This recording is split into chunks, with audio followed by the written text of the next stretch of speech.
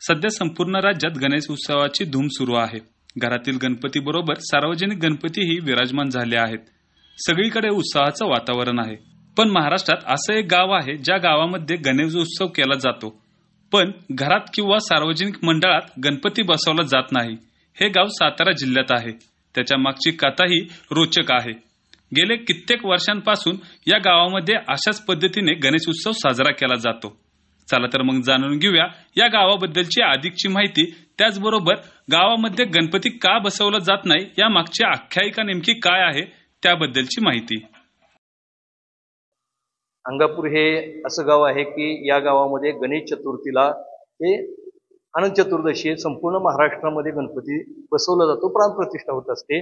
पण आमच्या गावामध्ये कोणाच्याही व्यक्तिगत घरी किंवा सार्वजनिक ठिकाणी गणपतीची प्रतिष्ठापना केली जात नाही. किंवा या गावचा बाहेर कुठेही नोकरीला असला जगाच्या पाठी तरी तो त्या ठिकाणी गणपती बसवत नाही.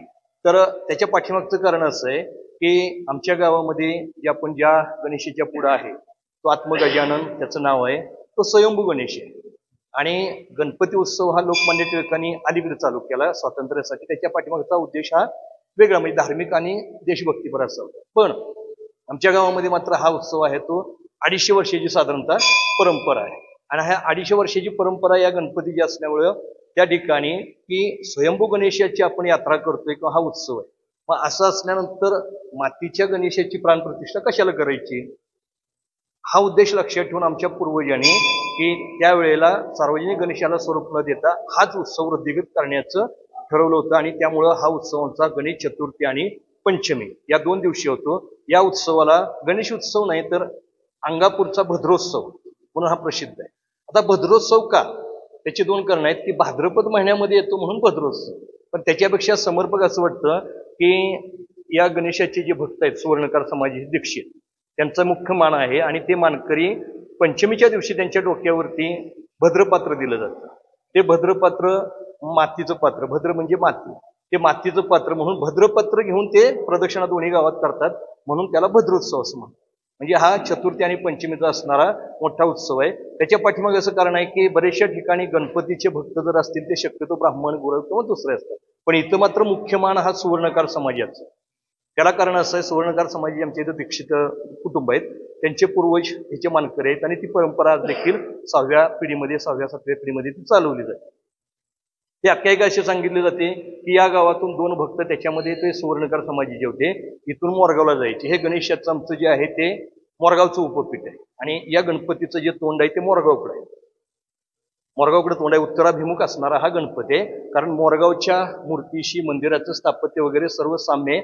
त्याचं कारण हे मोरगावच्या कथेशी आहे की आख्यायिका अशी सांगितली जाते की या गावातून पूर्वी सोनार आणि दुसरे एक भक्त दर चतुर्थीला मोरगावला जायचे दर्शनासाठी. आणि ते वृद्ध झाल्यानंतर त्यांनी एके दिवशी सांगितलं की बाबा आता मला इथून पुढे काय येता येत नाही, मी आता वयस्कर झालोय, त्यामुळे ही माझी शेवटची असेल, शेवटचं दर्शन तुझं घेतो आणि मी तर जातो, मला माफ कर.